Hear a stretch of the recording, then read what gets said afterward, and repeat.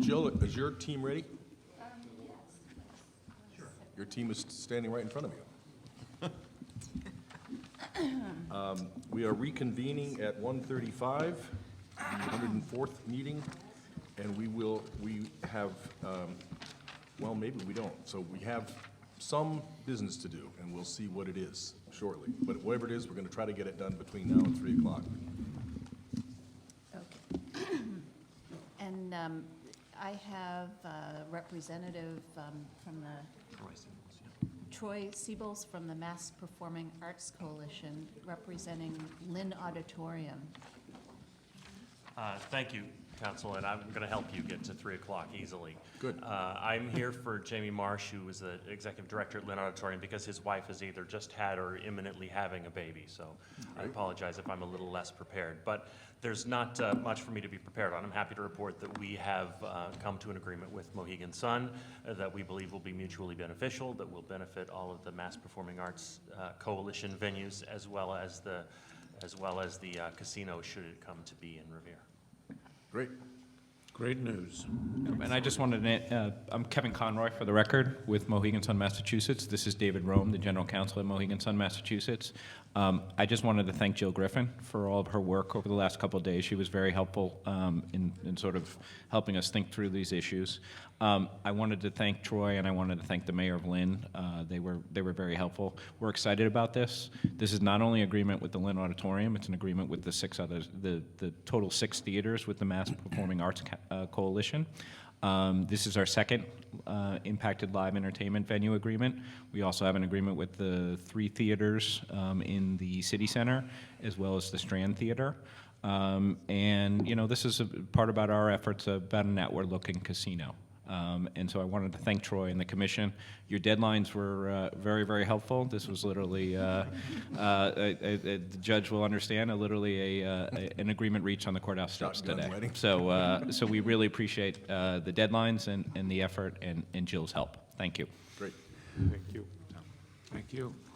So then we will move to Wynn, I guess. Substitute Mohegan Sun for Wynn. So, No. No?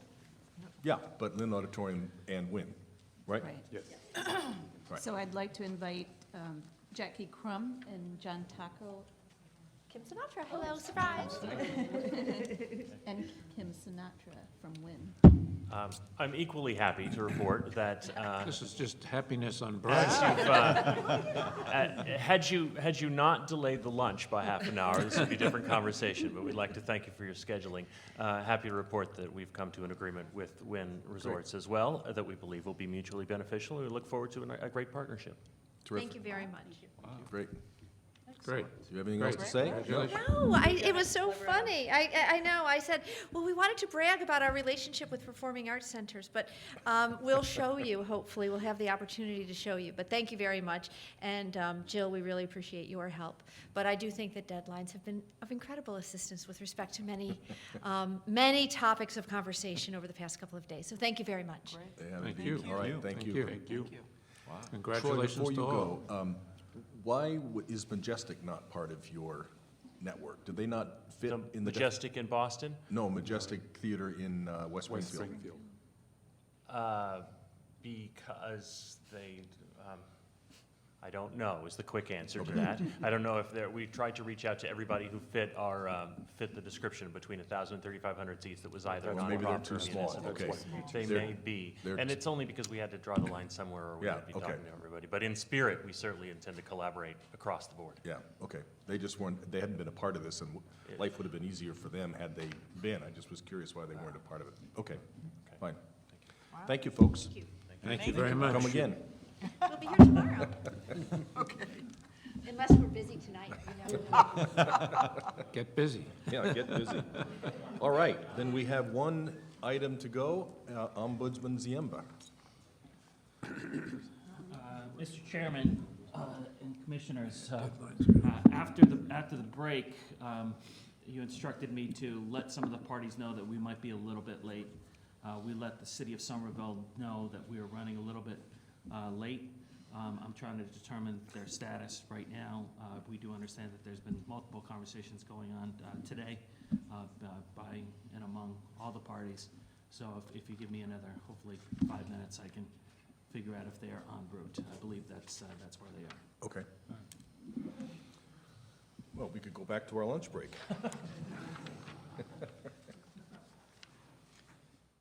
And bus transportation from highways to the west, the north, and the south. Somerville's economic growth and the region's economic growth will be impacted by any diminished capacity due to increased traffic volume on these roads. Now, whether it's regional access into Somerville or local traffic traveling within and throughout the city.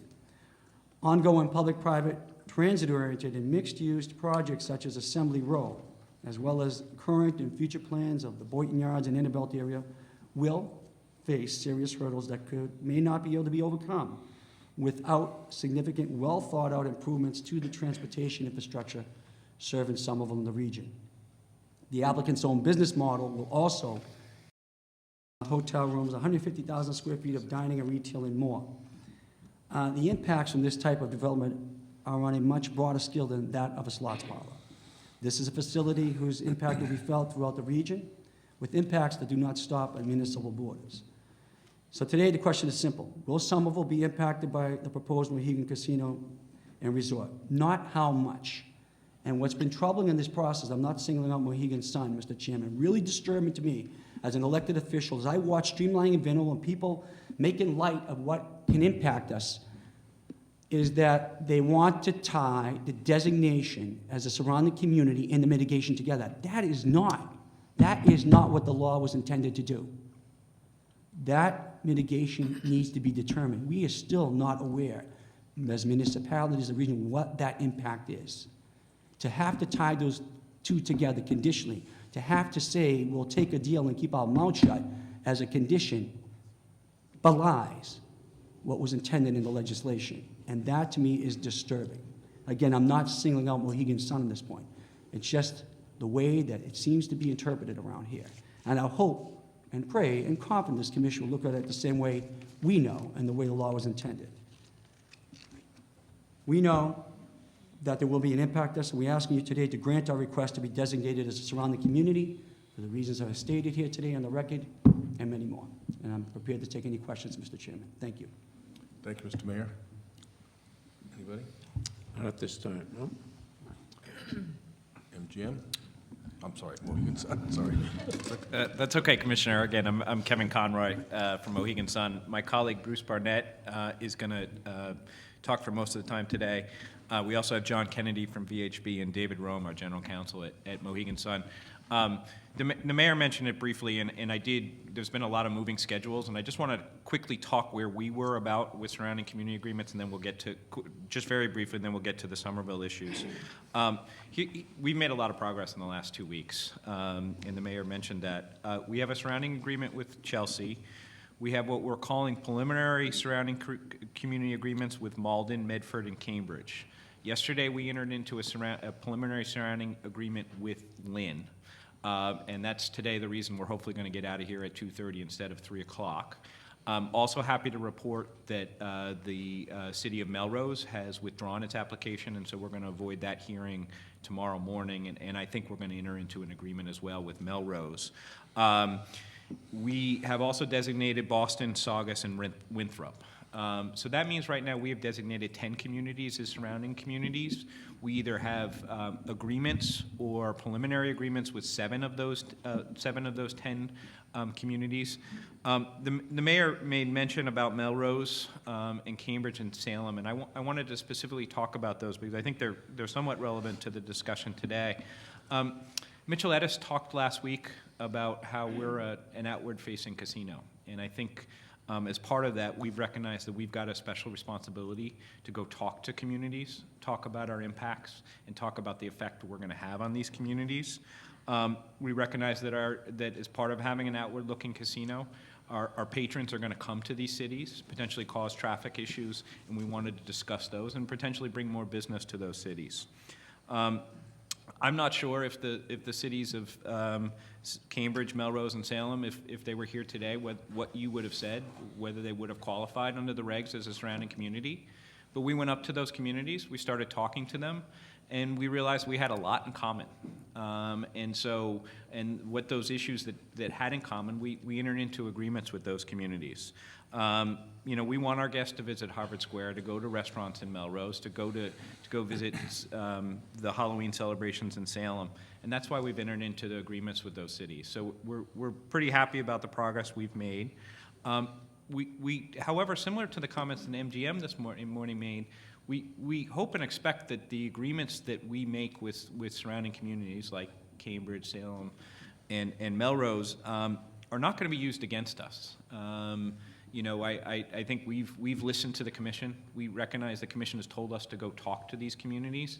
And the fact that we've entered into those agreements with communities, or we've designated those communities, we hope and expect that that's not going to be used against us when there are determinations being made about the two communities who are petitioning. Obviously, Somerville is here today, and tomorrow morning we're going to hear from Everett. So with that being said, let me turn it over to Mr. Barnett. First thing I'll say is that it's certainly not the case. We don't not want people to go to Somerville, in addition to Cambridge and Melrose and Salem.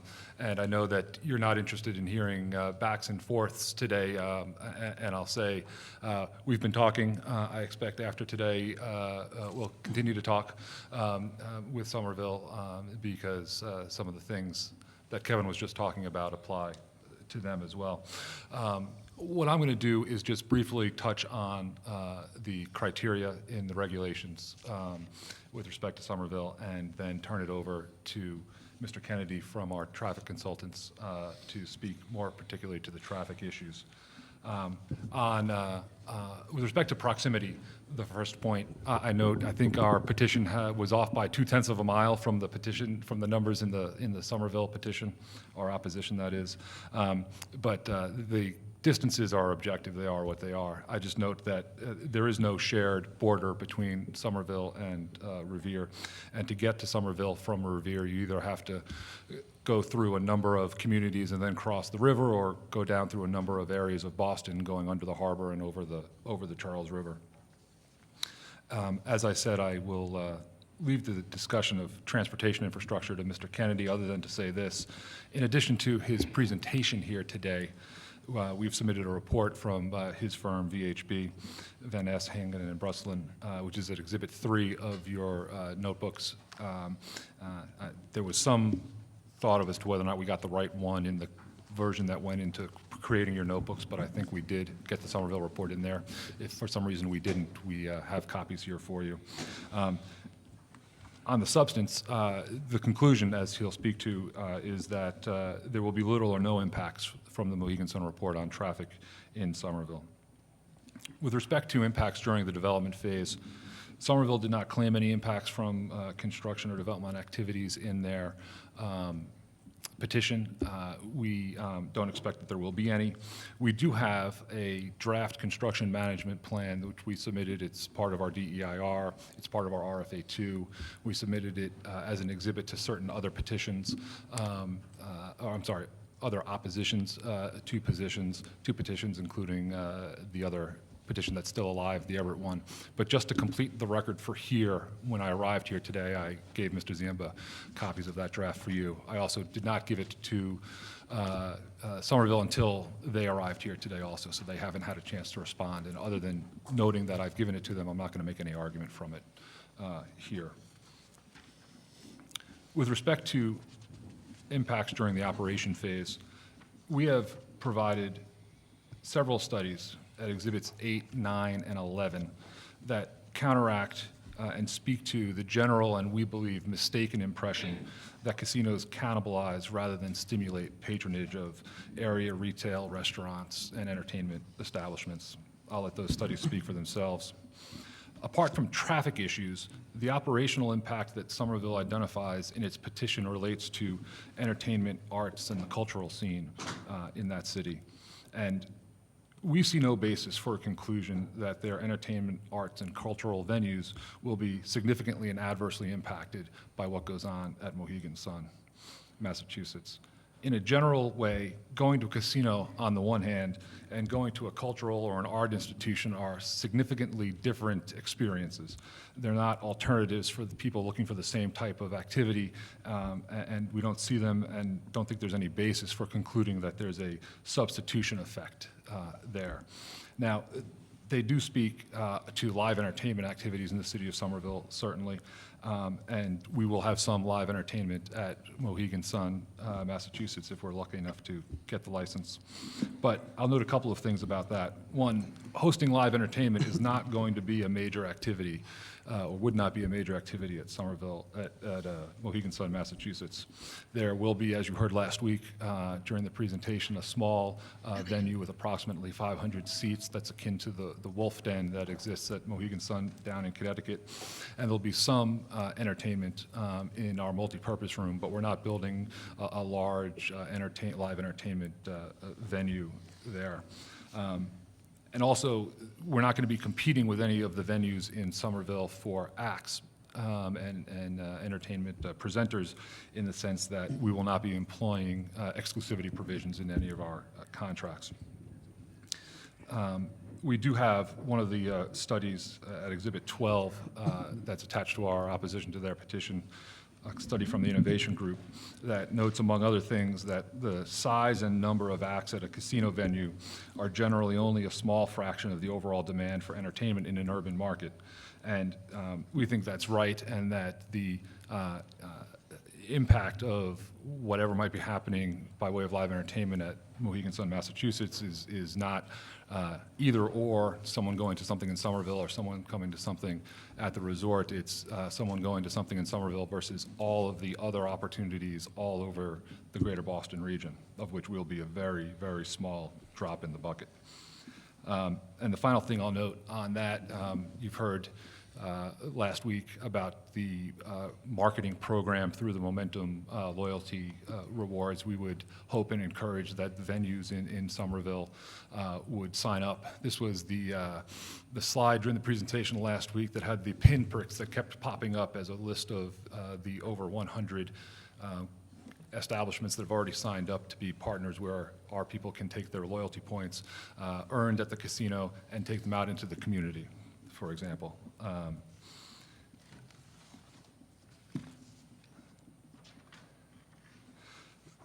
Somerville, in their petition, did not make a claim related to a public safety impact, so I won't say anything more at this point, other than in our exhibits to our oppositions, you'll find a letter from both the fire chief and a letter from the police chief in Revere, stating their opinion based on the funding that's available to them through the host community agreement, that there won't be any increases in the mutual aid calls coming into Revere on either a fire or a police basis.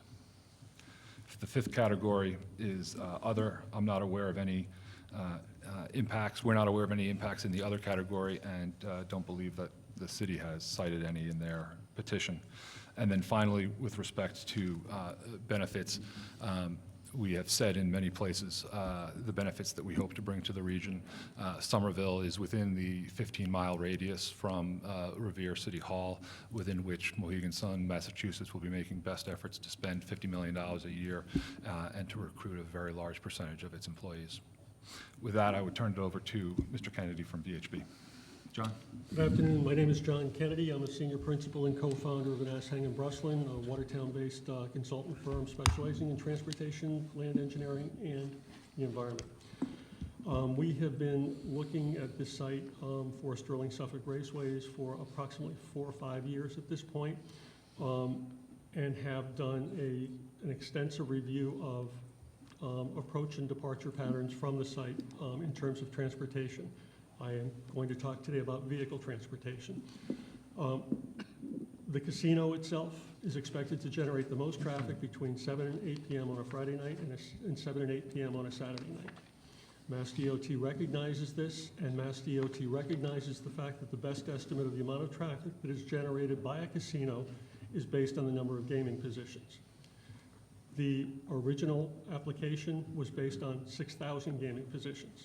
The current Mohegan Sun program is 5,000 gaming positions. So we would expect a 15% decrease in the amount of trips that we're generating to the site during the peaks.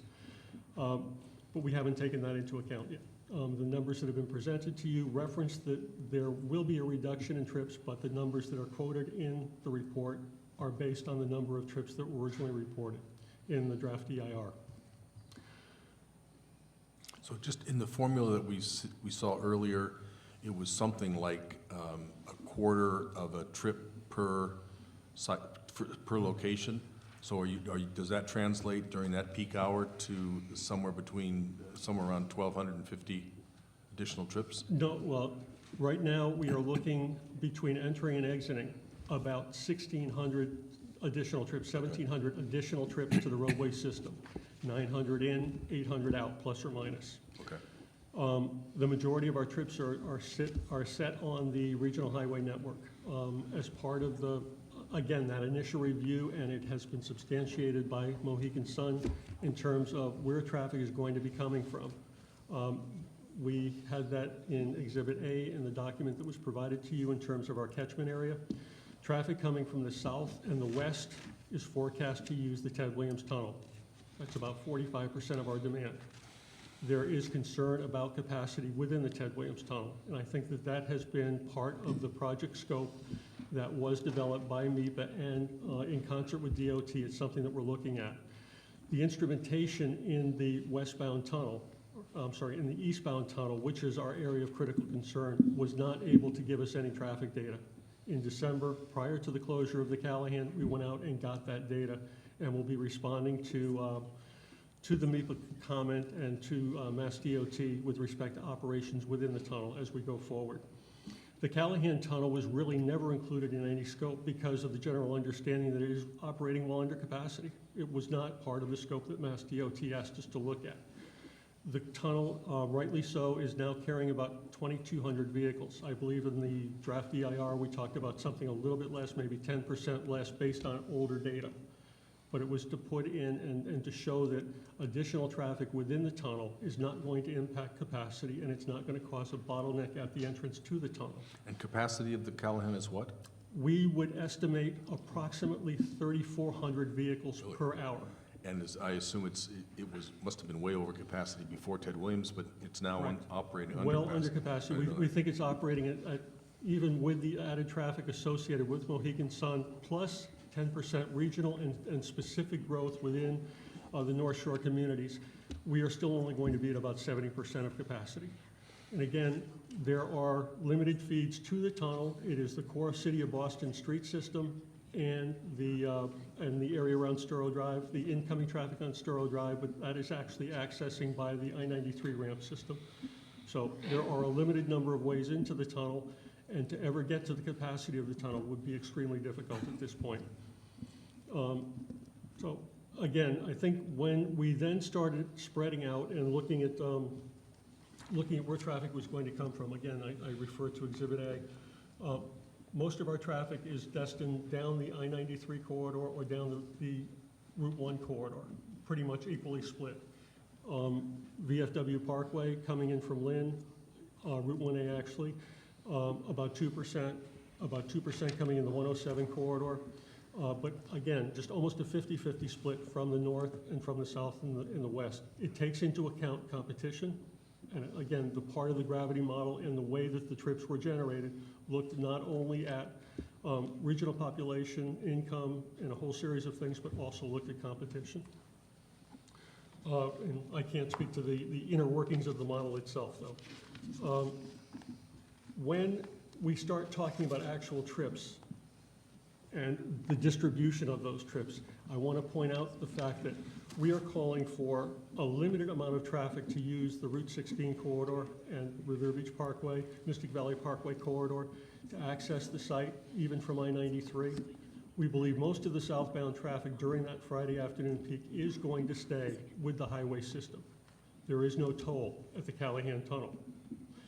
Our departures, though, have really shifted the focus to take people away from the Sumner Tunnel only because there is a toll. And instead of assigning 7% of the traffic outbound in that corridor, in the Route 16 corridor, we're looking as high as 18% of the resort-related traffic into that corridor. That number translates. The 7% translates to about 60 vehicles per hour during that Friday afternoon peak hour. The 17 or 18% translates into about 150 to 160 vehicles per hour. Not all of the trips that we're talking about taking on Route 16 from the site to I-93 are actually going to get to 93. There are a series of communities, whether it be Revere, Chelsea, Everett, Somerville, Medford, where trips are going to be dropping off. It's part of that regional flow. Everybody's not going to just go to the highway system. They're going to be filling in like somebody going to work every morning. You add to the roadway corridors and not shift everything all the way out to the interstates and the major primary access routes.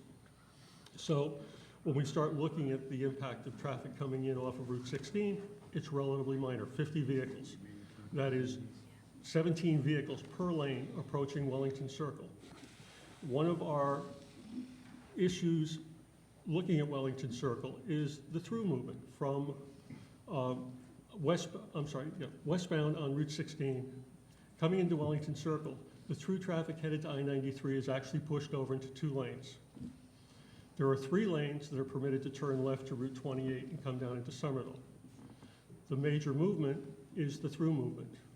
So any capacity impacts that are associated with the development do not impact access from that left turn into Somerville. The additional vehicles that are eastbound on Route 16 approaching Wellington Circle will not extend the backup considerably that would restrict access to the free right turn lane that allows access to Assembly Square from Route 16 eastbound to Route 28 southbound.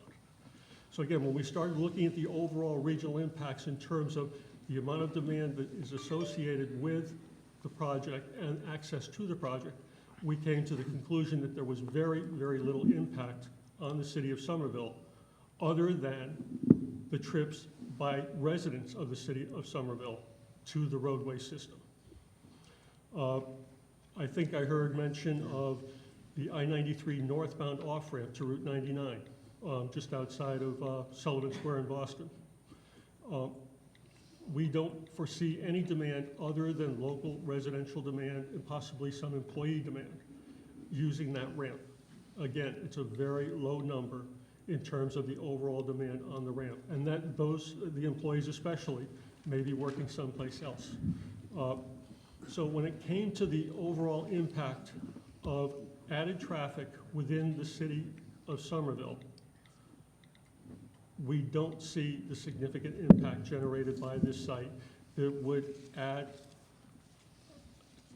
I'm not even going to put a number on the guess for the amount of traffic that would be added to the city of Somerville streets. I think,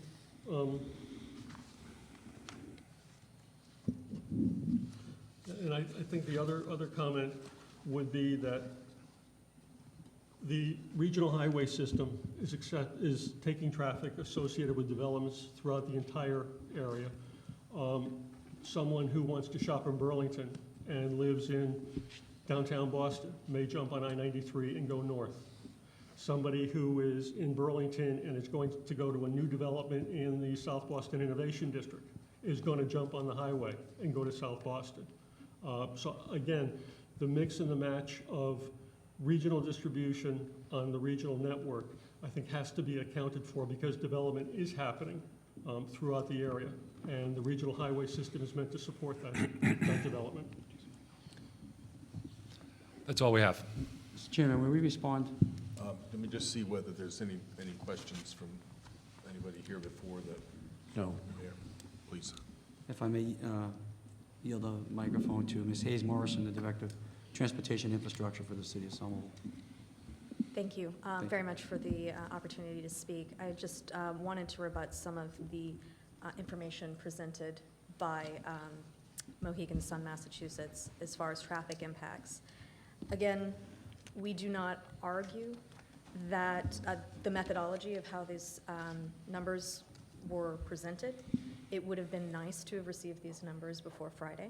However, looking at both the impacts to the Callahan Tunnel, which we disagree on what the carrying capacity of that tunnel may be, given that I do not believe that 3,400 vehicles would be an accurate representation of the capacity given the two approaches to the tunnel and the exits onto 1A, which are not easy to navigate, as well as the cross-section of the tunnel, which happens to be at, again, about 24 feet.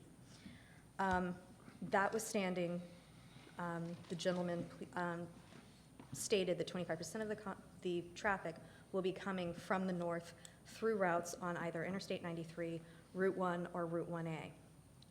When there are, and there will be, at a Friday peak, even minor, but sometimes major adjustments to those traffics, and so even throwing 100, 200 cars onto these lanes will significantly add to the backups that are already seen at these intersections that are functioning at levels of service in around F and failing at Sullivan Square and at Wellington. Again, once people see that there are backups coming into this casino, they will seek alternate routes. Those routes invariably will come through Somerville streets. Again, it may not be that many cars, but more cars, 100 cars per hour in an intersection that is already functioning below its capacity will require the city of Somerville to mitigate for that. We will have to replace signal heads. We will have to adjust timing. We will have to add turning lanes. And honestly, those are impacts on the city of Somerville. Also speaking to the gentleman's assertion that the impact will only be to the regional system and therefore an impact of the residents of Somerville to access that regional system. That is in fact an impact. The residents of the city of Somerville will have a harder time accessing the regional network at the peak on a Friday. They will have a harder time getting home. They will have a longer time through Wellington as well as Sullivan Square. We will have to adjust timing so the regional through movements will be accommodated because of this casino. And that will mean that residents in their neighborhoods will not be able to access this network in the fashion that they do now. It is, by its very definition, an impact. If I may add, I don't know if there's any questions, Ms. Morrison, just to, one other comment was made, and I'll just say for the record, the representatives from Mohegan Sun have been extremely professional in their communications with Somerville and proactive. I do appreciate that. Now, philosophically, we just differ some things. I'll make it clear. In case you don't know, I oppose casinos. It has nothing to do with today's conversation. We noticed. But the notion that a study will speak for itself, I'm sorry, you have to show me anywhere in the United States, I have to rebut this point, where a casino in an urban area improved the quality of life and created economic opportunity of the region, and then maybe I'll change my opinion. It does not exist. I'm not here to debate that. The question is, are we a surrounding community? Are we impacted?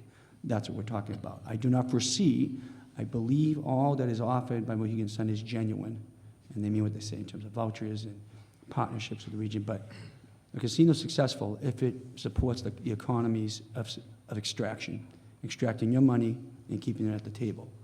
If they're successful, you don't have much money to go and eat in Union Square, get in your car and eat in Union Square. And if you're at the crap table, you're not going to finish your game there, lose or win, and get out of your car and then go on to Davis Square and then I'll head back. It's not going to happen. You're not even going to go eat in Revere. That's notwithstanding that. Our point is, based on where we are, based on what the impacts are to our traffic, based on the fact that this region is already one of the most congested regions, over capacity with failing grades and roadway capacity in the country. Those studies are out there. Any addition or more pressure on the capacity is more detrimental to the people who live here, who have to get to work, who may not want to go to the casino. Any slight variation. And for that, at the very least, we should be designated as a surrounding community and deal with what that mitigation should be. Thank you. Commissioners? Nope. I'm sorry, from VHB, I've forgotten your name. John Kennedy. Kennedy, I'm sorry, how could I forget that? I'm totally reserving a judgment on surrounding community or not. I don't have one at this point, and we have a ways to go before we can come to that. But just the way you characterize the situation feels counterintuitive to me. I mean, you can articulate facts and figures, but that area is a mess. I mean, there's just anybody and it's not just Friday night rush. I mean, that whole area is a really, really tough area from a traffic standpoint.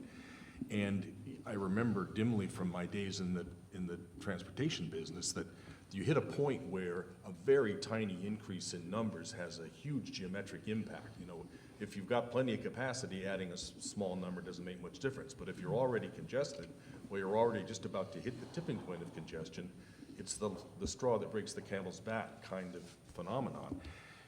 So in places, take Wellington Circle as an example, I mean, it just sort of intuitively, it doesn't make a lot of sense that you could add any significant number of cars at many hours, not morning rush, because there's not going to be many coming, but pretty, many evening rushes, I would think.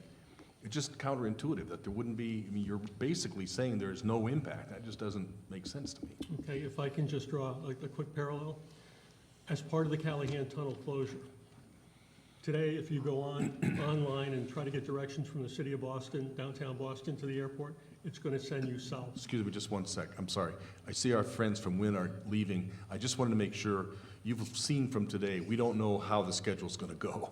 So we're going to start tomorrow at 9. It's probably best for everybody who's going to be here tomorrow to be here at 9, and it'll last as long as it lasts. But don't count on our hoped-for schedule. Just be here if you can. All right. All right, thank you. Excuse me. I think the impact on regional flow can best be seen right now in the Route 16 corridor with the closure of the Callahan Tunnel. Callahan Tunnel is carrying, we talked about it before, 2,200 vehicles in the afternoon peak hour. Some of that traffic's been transferred over to the Ted Williams Tunnel. There are backups. Some of that traffic has been transferred up the Tobin Bridge. I left DOT's building on Thursday afternoon to catch a flight Thursday evening and made it from downtown Boston across the Tobin Bridge in under 30 minutes to the airport. The other major route that was identified was the Route 16 corridor to pick up traffic that was destined from southbound I-93 to the airport, put it on the Route 16 corridor, through Wellington Circle, through Santilli Circle, under Sweetser Circle, and all the way out to Route 1A in Revere. The signals were modified, retimed, reprogrammed, not to favor that demand, because we are also worried about the westbound demand. But those signals are working. There have been no reported backups within that area. The amount of traffic that was envisioned to be detoured in the eastbound direction was over 10 times what we are forecasting this project will generate. So in terms of the overall regional impact and the way traffic can flow, there is capacity, assuming the signals are operating correctly. And I think that, again, that concept of regional flow, the understanding of the dynamics, basically says that people are going to find the easiest way to get to where they're going. But we can also manage and give them the information that takes them in the best direction that we absolutely can. And to us, it's to maintain that traffic on the regional highway system. The added traffic in I-93 is 2 to 3% associated with this development. Most of that is north of Route 16. Again, I truly believe that looking at the way we have looked at this project, which happens to be equivalent to about a 650,000 square foot shopping center, a third of the size of the Burlington Mall, in terms of the amount of traffic that it generates during that Friday peak hour, can be absorbed within the system easily. And again, I think we have looked at a very conservative number of trips associated with the development during the Friday evening peak hour. If people can't get there, they won't go during the afternoon peak hour. They will adjust their travel times and their trips to stay away from the peak hour. So, again, I have every belief that the numbers that we have generated and the analysis that's been completed, in concert with Mass DOT's prescribed scope, does accurately represent how things will work. Mr. Chairman, if I may please, I think it's important to note, I get the analogy that traffic's like water, it'll find a way to get there. But talking about people's lives and quality of life decisions they make every day, not going to just put those decisions off all the time. But on the point, assuming that the system and the signalization is operating correctly, that's a big assumption because it's not operating correctly today. In fact, I'd invite the commissioners to take a ride during those closure hours. There are state troopers in Medford and Everett and Chelsea and Southie and Eastie for that very purpose. It's not operating correctly today.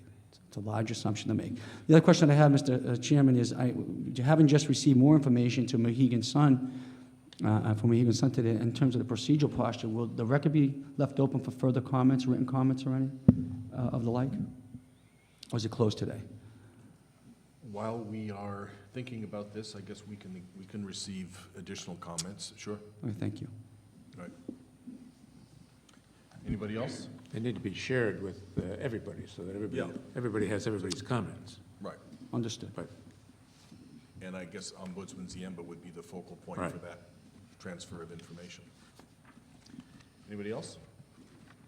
All right, thank you very much. We will Thank you. Mr. Chairman? look at this long and hard. Thank you. Thank you, Mr. Mayor. Thank you. Gentlemen, thank you. 10 minutes of free. Do we have anything else?